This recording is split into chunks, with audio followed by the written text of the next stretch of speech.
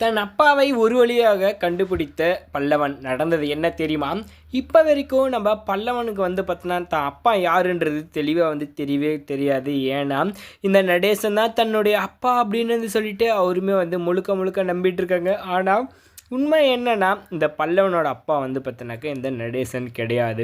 இப்போ வரைக்கும் தான் அப்பா பார்த்தோன்னாக்கா நடேசனாக நம்பிட்டு இன்னொரு பக்கம் பார்த்தோன்னாக்கா அவர் பார்த்தாலே எரிஞ்சு எழுந்துட்டு இருக்காரு. எதனால்? என் அப்பா பார்த்தோன்னாக்கா என்ன பண்ணிட்டாங்க, என் அம்மா கிட்டேருந்து பிரிச்சுட்டாரு அப்படின்றது தான் அவரோட ஒரு நோக்கமாக இருக்கும். ஆனால் அந்த இடத்துல அந்த நடேசன் இருக்கார் இல்லையா, அவர் செஞ்சு தான் 100க்கு 200% பார்த்தோன்னாக்கா நல்ல விஷயம்னு கூட சொல்லலாம்.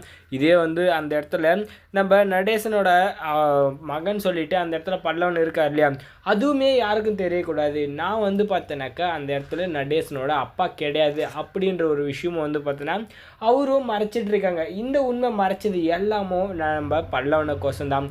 அவளாம் பார்த்தோன்னாக்கா ஓடி போயிட்டா. இதை பார்த்தோன்னா அவங்களே சொன்னால் அவனும் ஏற்றுக்க மாட்டான்.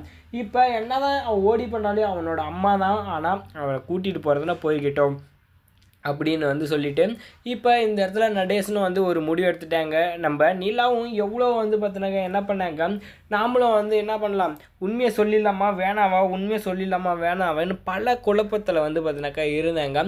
ஆனால் இந்த ஒரு சமயத்தில் பார்த்தோன்னாக்கா நம்ம நடேசன் பார்த்தோன்னா என்ன பண்ண போகிறாங்கனாக்கா இப்போ பல்லவனுக்கு ஒரு ஃப்ரீடமும் அதுவும் இல்லாமல் இதுதான்பா உண்மை அப்படின்னு சொல்ல போகிறாங்க.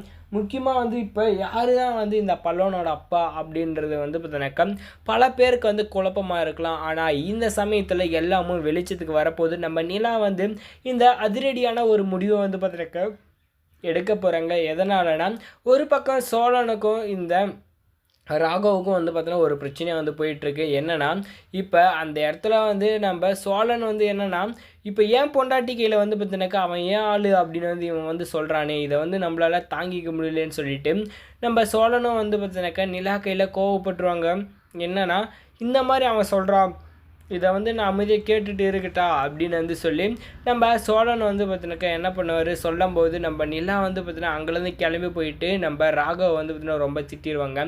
இது எல்லாத்துக்கும் ஒரு முடிவு இப்போ நாம் கட்டுறோம் அப்படின்னு சொல்லிட்டு அந்த இடத்துல உண்மையை சொன்னது மட்டும் இல்லாமல் இங்கே பார்த்தீங்கன்னாக்கா ராகவுக்கு என்ன இருக்கும் ஆறுதலை சொல்லிவிட்டு இப்போ நம்ம சோழனை பார்த்தீங்கன்னாக்கா நான் அவங்கள திரும்பவும் கல்யாணம் பண்ணிக்கணும்னு ஆசைப்பட்றேன்னு சொல்லி அந்த இடத்துல சொல்கிறாங்க.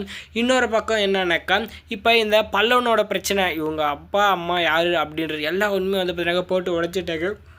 இந்த வீட்டில் இப்போ தான் ஒவ்வொரு பிரச்சனையும் எல்லாமும் பார்த்தீங்கன்னா சரியாக போகுது. இப்போ இருக்கிற சேர சோழ பாணி எல்லாருமே பார்த்தீங்கன்னாக்கா கல்யாணம் பண்ணிக்க போகிறாங்க. 3 பேருக்கு ஒரே மட்டும் தான் இந்த திருமணம் நடக்க போகுது.